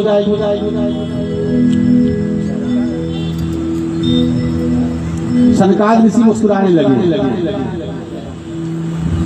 कहे हाँ देवर्षि नारद, इनको श्रीमद् भागवत के कथा मार्ग से मुक्ति मिल जाएगी, तो फिर से युवावस्था में आ जाएंगे।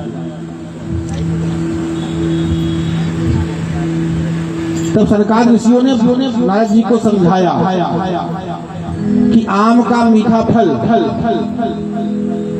पेड़ में लगा हुआ है और आम ने आम के मीठे फल को खाया तो बड़े प्रसन्न हुए और मन में सोचने लगे कि जब इसका फल ही इतना मीठा है तो इसके पेड़ तो और मीठे होंगे। आपने फल को छोड़ करके पेड़ की टहनी को चबाना शुरू कर दिया, तो पेड़ की टहनी में स्वाद वो नहीं मिला। उसी प्रकार जैसे गाय के दूध से घी बनता है, आपने पूरी छाननी शुरू कर दी और आपका घी खत्म हो गया। फिर आप सोचो कि घी, दूध से ही तो घी बनता है, तो दूध से ही पूरी को छाननी आ जाए तो क्या वह दूध से पूरी छनी जाएगी? फिर आपने कहा कि ईख के गन्ने के रस से शक्कर बनता है, तो क्या गन्ने के रस से मिठाई भी बन जाएगी? उसमें शक्कर पड़ेगा तब मीठा बनेगा। कई वृत्तांत दिए, कई प्रकार से समझाए, तब नारद जी के समझ में आया और कहा भाग्योदयेन बहुजन्म समझतेन सत्संगमं च लभते पुरखो यदा वै। इसी जन्म के नहीं भैया, आप जैसे महान संतों का बड़े भाग्य से दर्शन मिलता है और वेद वेदांत के पढ़ने से ज्ञान प्राप्त नहीं होता। ज्ञान भले प्राप्त हो जाए, लेकिन उस ज्ञान के मूल रहस्य को केवल आप जैसे संत ही समझा सकते हैं। बिनु सत्संग विवेक न होय, बिनु सत्संग विवेक न होय, बिनु सत्संग विवेक न होय, बिनु सत्संग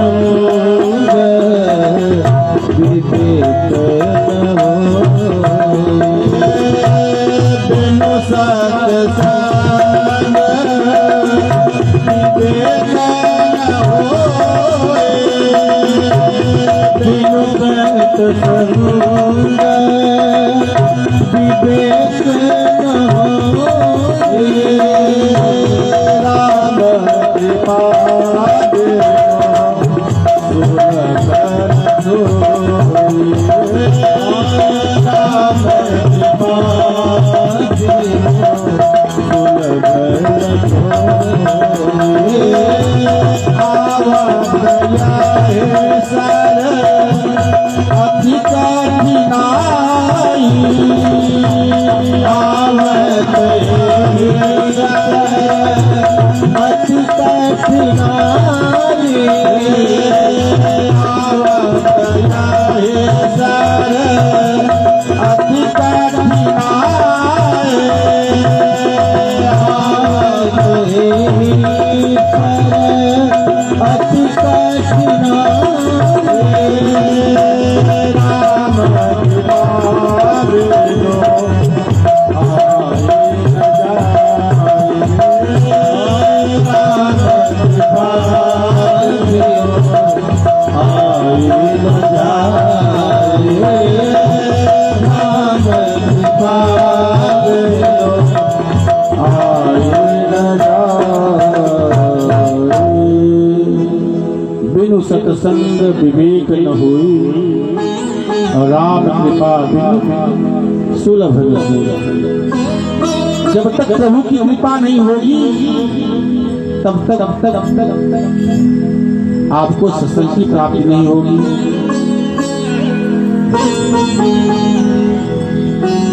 और सुखदेव जी ने जैसे ही कथा प्रारंभ किया, सदा से प्यास श्रीमद् भागवती कथा, सदा से प्यास श्रीमद् भागवती कथा, सदा से प्यास श्रीमद् भागवती कथा, यस्य श्रवण मात्रेण हरिश्चित्तं समाश्रयेत्। सनकादिक ऋषियों ने कहा कि सदा सेव्या, हर समय किसी भी अवस्था में श्रवण कीजिए, सुनिए। क्या? श्रीमद् भागवती कथा। श्रीमद् भागवत के कथा को हमेशा श्रवण कीजिए, और श्रवण करने से क्या होगा? हरिश्चित्तम, आपके हृदय में हरि चिपक जाएंगे। और जैसे ही कथा का महात्म प्रारंभ किया तो भक्ति महारानी अपने पुत्रों के साथ नाटक भतीजा करते हुए वृंदावन में हरिद्वार में प्रकट हो गई। भक्ति सुतो करणी गृहीत प्रेम करूपा सहसा विरासे, भक्ति सुतो करणी गृहीत प्रेम करूपा सहसा विरासे, भक्ति सुतो करणी गृहीत प्रेम करूपा सहसा विरासे, कृष्ण गोविंद हरे मुरारी नाथे नामा विमुख वदन्ति, श्री कृष्ण गोविंद हरे मुरारी नाथे नामा विमुख वदन्ति। भक्ति महारानी ताटक भैया करते हुए, नृत्य करते हुए भगवान का हरिकीर्तन संकीर्तन करने में लीन हो गई। श्री कृष्ण गोविंद हरे मुरारी हे नाथ नारायण वासुदेव, श्री कृष्ण गोविंद हरे मुरारी हे नाथ नारायण वासुदेव, श्री कृष्ण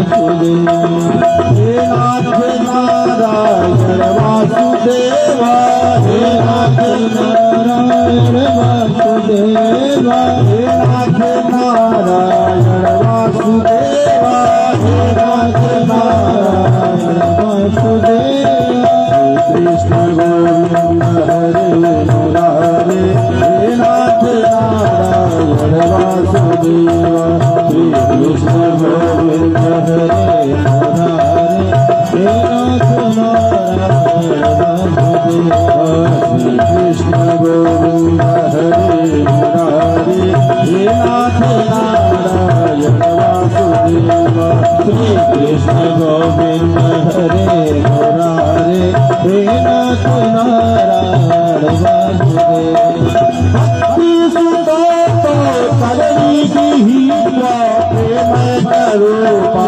सहसा विरासी भक्ति सुतो तो करनी की ही प्रेम करूपा सहसा विरासी कृष्ण गोविंद हरे मुरारे माथे तेरा श्री कृष्ण गोविंद हरे मुरारे हे नाथ नारायण वासुदेवा श्री कृष्ण गोविंद हरे मुरारे हे नाथ नारायण वासुदेवा बोलिए वृंदावन बिहारी लाल की जय हो भक्त वत्सल भगवान की जय हो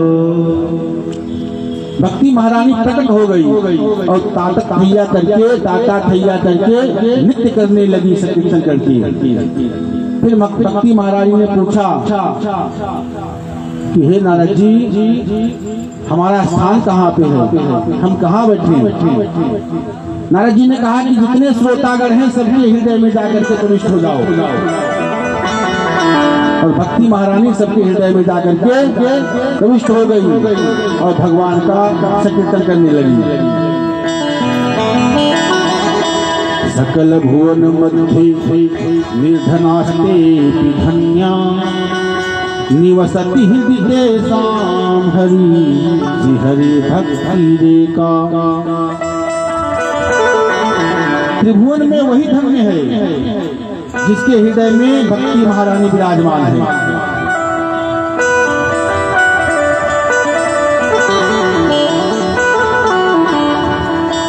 नारद जी प्रसन्न हो गए। भक्ति और ज्ञान वैराग को देख करके नारद जी गदगद हो गए। फिर नारद जी ने प्रश्न किया कि भैया श्रीमद् भागवत का महत्व तो हमें समझ में आ गया, लेकिन ये लोग भक्त थे। ऐसा कोई और है जो महापापी हो और मुक्त हो गया हो? ऐसा कोई है जो इस भागवत की कथा श्रवण मात्र से पाप से मुक्ति मिल गई हो? सनकादिक ऋषि हंसने लगे, मुस्कुराते हुए बोले नारद जी पापी नहीं, महापापी, अत्याचार, दुराचार, भ्रष्टाचार, व्यभिचार, पापाचार, जिसकी जो अति हो गई हो, ऐसे महापापी को भी पाप से मुक्त कर करके यह श्रीमद् भागवत कथा तार दी है।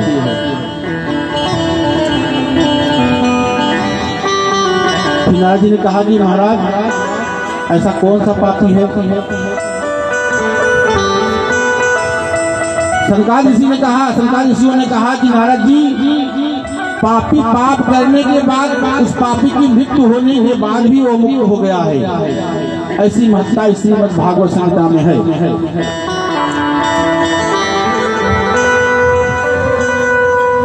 नारद जी ने कहा कि प्रमाण बताइए। प्रमाण बताएंगे तभी हम विश्वास करेंगे। सनकादिक ऋषियों ने कहा कि नारद जी एक बार की बात है, तुंगभद्रा नदी के किनारे एक पंडित जी रहते थे। पंडित जी का नाम आत्मदेव था। बहुत प्रकांड विद्वान थे, बहुत धीर भी, बहुत प्रकांड विद्वान। क्योंकि ये भास्कर थी, पूजा पाठ करा करके अपना जीवन यापन करते थे। पंडित जी जितने अच्छे थे, उसके विपरीत उनकी पत्नी का नाम था धुंधुली देवी। धुंधुली देवी का चरित्र ऐसा था कि जब तक धुंधुली देवी एक दूसरे में कलह न करा दें, तब तक उनके पेट का पानी नहीं पचता था। जब कोई न मिले तो स्वयं ही किसी से लड़ जाती, जब पड़ोसी न मिले तो अपने पति से ही लड़ने लगती। लेकिन जब तक वो लड़ाई नहीं करती तो उसके पेट का जो भोजन पच नहीं पाता। लेकिन पंडित जी बेचारे बहुत सीधे, और पंडित जी की ऐसी अवस्था थी कि धुंधुली अगर आंख दिखा दे तो पंडित जी बेचारे चुप होकर खड़े हो जाए। और पंडित जी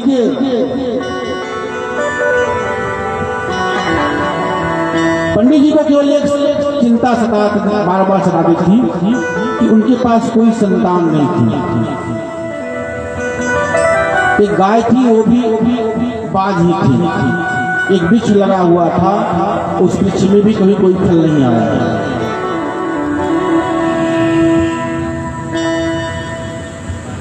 एक बार पंडित जी अपने घर से गुजर रहे थे, रास्ते में एक महिला ने पंडित जी को देखा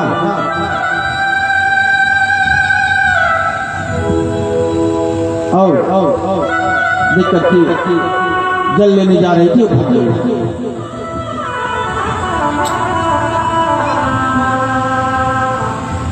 पंडित जी को बहुत चिंता हुई। घर पे आए और पंडित जी को देख करके क्यों भगी, पंडित जी के पास कोई औलाद नहीं थी, बाज थी। इसलिए देख करके वह कहा दैया रे दैया, सुबह सुबह किसका मुंह देख लिया। और ऐसा बोल करके वह जो औरत थी पंडित जी के सामने जल को गिरा करके अपने घर के अंदर चली गई। पंडित जी जब इतना देखे तो उनको बहुत तकलीफ हुआ, बहुत दुखी हुए और आत्मग्लानि के कारण अपनी आत्महत्या करने के लिए तुंगभद्रा नदी के तट पर जाकर चले गए और एक वृक्ष के नीचे बैठ करके रुदन करने लगे, जोर जोर से रोने लगे, जोर जोर से रोने। और जब पंडित जी जोर जोर से रुदन कर रहे थे, रो रहे थे, उसी समय एक महात्मा जी वहां से गुजर रहे थे। महात्मा जी ने देखा कि एक व्यक्ति पंडित जी देखने से विद्वान ब्राह्मण दिख रहे हैं, लगता है भगवान के भक्त हैं और भगवान की भक्ति पाने के लिए रो रहे हैं जोर जोर से। महात्मा जी को दया आ गई, कहा चलो इसको थोड़ा ज्ञान दे दूं और भगवान की भक्ति के लिए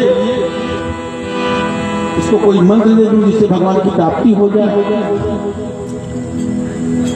जब महात्मा जी पंडित जी के पास पहुंचे और पूछे पंडित जी क्या हो गया, क्यों रो रहे हो आप? पंडित जी ने अपनी आप भी की सुनानी शुरू कर दी कि महाराज जी हम बहुत परेशान हैं, हमारे पास सब धन वैभव सुख संपत्ति सब है, सुंदर सी पत्नी है, बहुत सीधी सुशील है, लेकिन समस्या क्या है कि हमारे पास कोई एक औलाद भी नहीं है। औलाद की बात छोड़ दीजिए, हमने गाय घर पे रखी हुई है, उस गाय को भी आज तक कोई बछड़ा नहीं हुआ। गाय की बात छोड़ दो, हमने घर पे एक वृक्ष लगाया हुआ है और उस वृक्ष में भी कभी कोई फल नहीं आया आज तक।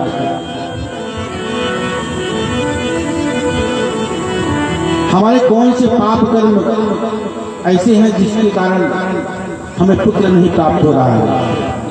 महात्मा जी हाथ पर माथे पे हाथ मारे, राम राम राम।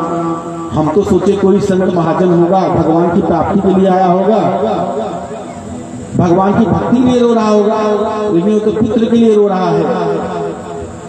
तो महात्मा ने समझाया कि पुत्र से कुछ होने वाला नहीं है,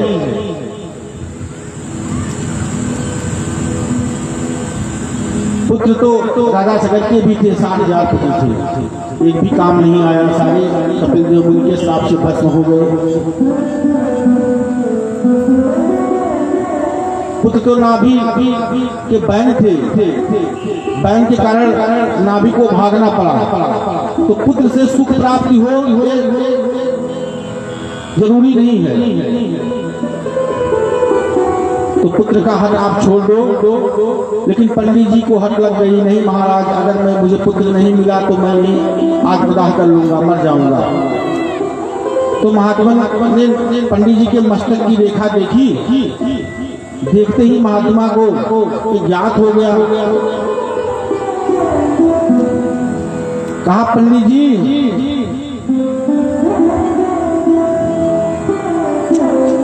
यह जन्म नहीं, सप्त जन्मावधि तव पुत्रो नैवच नैवच, इस जन्म में नहीं 7 जन्मों तक आपको पुत्र की प्राप्ति नहीं लिखी है। सप्त जन्मा वधि तव नैवच नैवच। जब पंडित जी इतना सुने तो उनका जो दुख था वो 7 गुना और बढ़ गया, और अपने मस्तक को उठा करके महाराज जी के सर पे पटक दिए और कहा कि महाराज जी, अब तो मैं अपना सर आपके पैर पर पटक करके बन जाऊंगा, क्योंकि मुझे तो अभी एक ही जन्म का दुख सता रहा था। मुझे तो अभी एक ही जन्म का दुख था कि मुझे पुत्र नहीं हुआ है, पुत्र हो जाएगा तो सारा परिवार खुशहाल हो जाएगा और मेरा वंश आगे बढ़ेगा। लेकिन आप तो 7 जन्मों तक पुत्र नैवच नहीं होगा कह दिए। इस जन्म में नहीं, 7 जन्मों तक जब पुत्र नहीं होगा तो मैं जी करके क्या करूंगा, और अपने प्राणों को मैं आपके सर पर पटक करके अपने सर को आपके पैरों पर पटक करके मर जाऊंगा और आपको ब्रह्म हत्या लगेगी। महात्मा जी बहुत चिंतित हो गए कि मैं कहाँ आके फंस गया। मैं तो आया था इसको राम के भक्ति कराने के लिए, श्याम की भक्ति कराने के लिए, ये तो मुझे उल्टा मुझे ही फंसा दिया ब्रह्म हत्या के चक्कर में।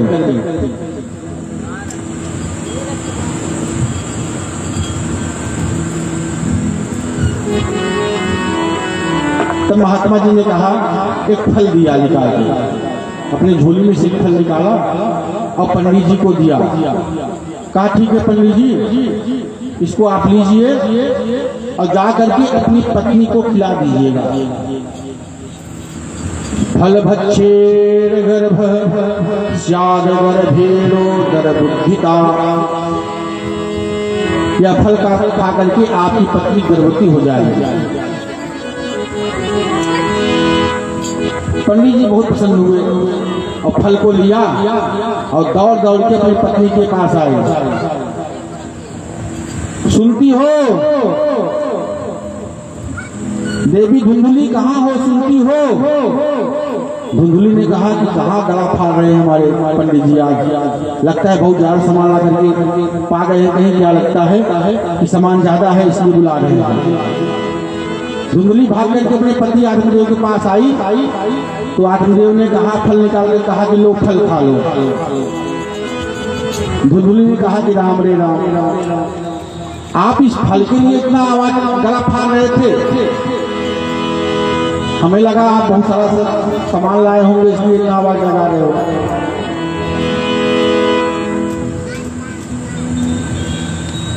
तो आत्मदेव ने कहा कि देवी ऐसा वैसा फल नहीं है, इस फल को खाने से पुत्र की प्राप्ति होगी, इसको तुम खा लो, पालो, इसको पाने से पुत्र की प्राप्ति होगी, इसलिए निसंकोच इसको तुरंत पालो। पत्नी ने कहा कि ठीक है दीजिए, अभी मैं स्नान ध्यान करूंगी उसके बाद पाऊंगी। पंडित जी को बहका करके फल को ले लिया और अपने पास रख लिया और सोचने लगी कि कहीं कोई जादू टोना करके तो फल नहीं दे दिया है पाखंडी बाबा। मैं इस फल को नहीं खाऊंगी। तभी उस पंडिताइन की पड़ोसन आ गई और पड़ोसन को देखने के बाद धुंधुली ने कहा कि आज हमारे पति ने एक फल लाया हुआ है, कह रहे हैं इस फल को खाने के बाद पुत्र की प्राप्ति होगी।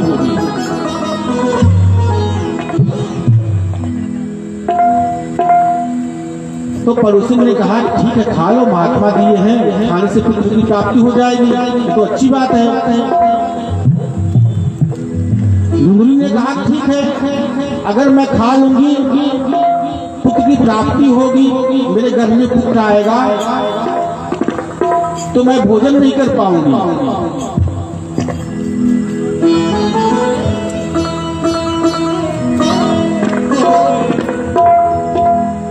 और मेरा पेट बढ़ जाएगा।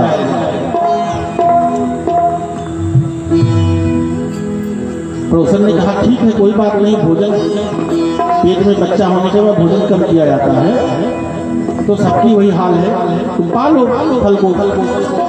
उसने कहा ठीक है मैं तो फल को पा लेती, अगर मैं फल को पा ली, मेरे पेट में बच्चा आ गया, अगर कहीं आग लग गई तो सब लोग भाग जाएंगे, मैं तो भाग भी नहीं पाऊंगी। पड़ोसन एकदम परेशान हो गई, वो भी उठ करके चली गई। ठीक कहा ठीक है तुम्हारी जो इच्छा है वो करो, मैं तो चली। एक दिन फल को वहीं रख दिया बगल में, पाया नहीं। पंडित जी शाम को आए, पूछे देवी जी फल को पा लिया? पंडिताइन ने कहा हाँ महाराज जी हमने तो तुरंत ही पा लिया था, नहा धोकर स्नान ध्यान करके तुरंत फल को पा लिया था। और फल को घर के अंदर रख दिया। दूसरे दिन धुंधुली देवी की छोटी बहन आ गई और छोटी बहन के पास कई पुत्र थे, और छोटी बहन मन ही मन मना भी रही थी कि मेरी बहन को अगर पुत्र न हो इसका सारा धन मेरा हो जाएगा। धुंधुली ने अपनी बहन को देखा तो बहुत पसंद हुई। कहा बहन मैं तुम्हारी ही राह देख रही थी, अच्छा कि तुम आ गई। छोटी बहन ने कहा क्या हुआ, क्यों इंतजार कर रही थी? तो बहन ने कहा कि ऐसा है हमारे पतिदेव एक तो फल लाए हैं, कह रहे हैं एक बाबा ने दिया है, इसको खाने के बाद पुत्र की प्राप्ति होगी। उसकी बहन ने कहा बहन कहाँ बाबाओं के चक्कर में पड़ गए, ये बाबा ओबा सब ठगिया होते हैं, इनके चक्कर में पड़ोगी तो परेशान हो जाओगी। और रही बात पुत्र की, तो मेरे पास तो बहुत सारे पुत्र हैं, मुझे पुत्र की चिंता नहीं है, मेरे घर में जो पुत्र है वो मैं तुम्हें दे दूंगी, तुम्हारा भी काम बन जाएगा। और मेरे पति कुछ बोलेंगे तुम ढेर सारा धन देना, अपने पति को दे दूंगी, मेरे पति साथ हो जाएंगे। मेरे पति कुछ नहीं बोलेंगे अगर मैं उनको धन दे दूंगी तो। धुंधुली बड़ी प्रसन्न हुई, चलो मेरा काम तो फ्री में हो गया, मुझे फल भी नहीं खाना होगा। धुंधुली ने कहा कि इस फल का क्या किया जाए? उसकी बहन ने कहा कि चलो बाबा की परीक्षा ले लिया जाए, तुम्हारे पास जो गैया है ये फल तुम अपने गैया को खिला दो,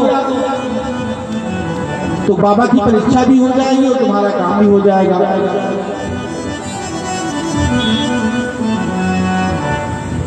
धुंधुली ने वैसा ही किया, जो फल था वो गैया को खिला दिया और अपने पेट में कपड़ा लपेट करके पति के पास आई और कहा पतिदेव मैं गर्भवती हो गई हूँ। पतिदेव बहुत प्रसन्न हुए, आत्मदेव गांव में ढिढोरा पिलवा दिए, मुझे पुत्र होने वाला है, बड़े प्रसन्न हुए।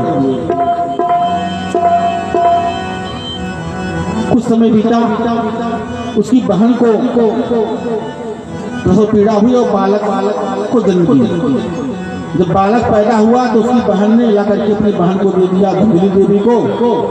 धुंधुली देवी बहुत प्रसन्न हो गई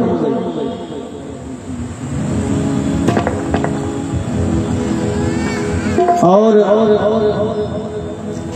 बहुत प्रसन्न हुई और ढिढोरा पिटवा दिया कि मुझे पुत्र पैदा हो गया। ला करके उस पुत्र को अपनी पत्नी को लेकर के कहा कि आपका पुत्र पैदा हुआ है। आत्मदेव बहुत प्रसन्न हुए और जब उसका नामकरण करने लगे तो पत्नी जो धुंधुली देवी थी वो खड़ी हो गई और कहा, समय का अभाव है, कहा कि ऐसा है इस पुत्र का नाम मैं रखूंगी। तो उसका नाम धुंधकारी रख दिया और जो गाय को पुत्र हुआ उसका नाम गोकर्ण रखा गया, क्योंकि उसके कान जो थे गाय के कान जैसे थे। धीरे समय बीता, गोकर्ण महागानी ज्ञानी, गोकर्ण पंडितों ज्ञानी, धुंधकारी महाखलक। गोकर्ण जितने विख्यात हुए और धुंधकारी उतना ही कुख्यात हो गया। जितने पापाचार, मदिरा पान, व्यभिचार थे सब धुंधकारी के अंदर व्याप्त हो गए। और एक दिन समय ऐसा आया धुंधकारी जो था चोरी करना प्रारंभ कर दिया।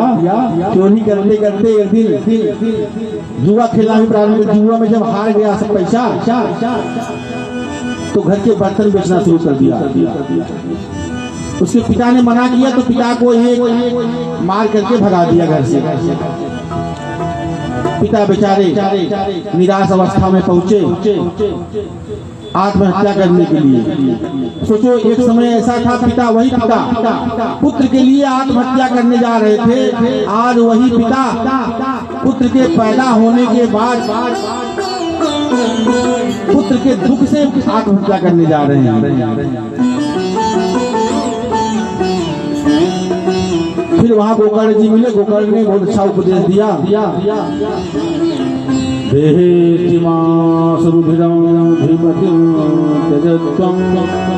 जाया सुता सदा ममता विमुंच पश्यानिशं जगदिदं क्षणभंगनिष्ठं वैराग्य राग रसिको भव भक्तिनिष्ठ। गोकर्ण ने बहुत अच्छा इसको दो श्लोकी गोकर्ण गीता कहते हैं, बहुत ही अच्छा उपदेश दिया पिताजी को। पिताजी अहमता और ममता ये दो प्रकार की मनुष्य के जीवन में है। अहमता मतलब मेरे शरीर के अंदर मैं, मेरा हाथ, मेरा पैर, मेरा आंख, मेरा नाक, ये हो गया अहमता। और ममता मतलब मेरे पिता, मेरी माता, मेरे भाई, मेरे पुत्र, ये हो गया ममता। समय का अभाव है इसलिए थोड़ा सा गाड़ी को स्पीड बढ़ा रहे हैं। और बहुत अच्छा उपदेश दिया। उपदेश के बाद पिताजी चले गए वन में और माताजी को भी गोकर्ण ने मार के निकाला। तो माताजी चले गई कुआं में जाकर के गिर करके आत्महत्या हो गई माताजी का भी मृत्यु हो गया कुआं में गिरने से। और एक दिन धुंधकारी जो था, धुंधकारी अपनी माता को निकाला। माता जाकर के कुआं में गिरकर मर गई। तो धुंधकारी के ऊपर कोई नहीं रहा। तो धुंधकारी और बड़ा विनाशकारी बन गया, पापाचारी बन गया। घर में 5 बच्चियों को ला करके रख दिया और चोरी करने लगा। एक बार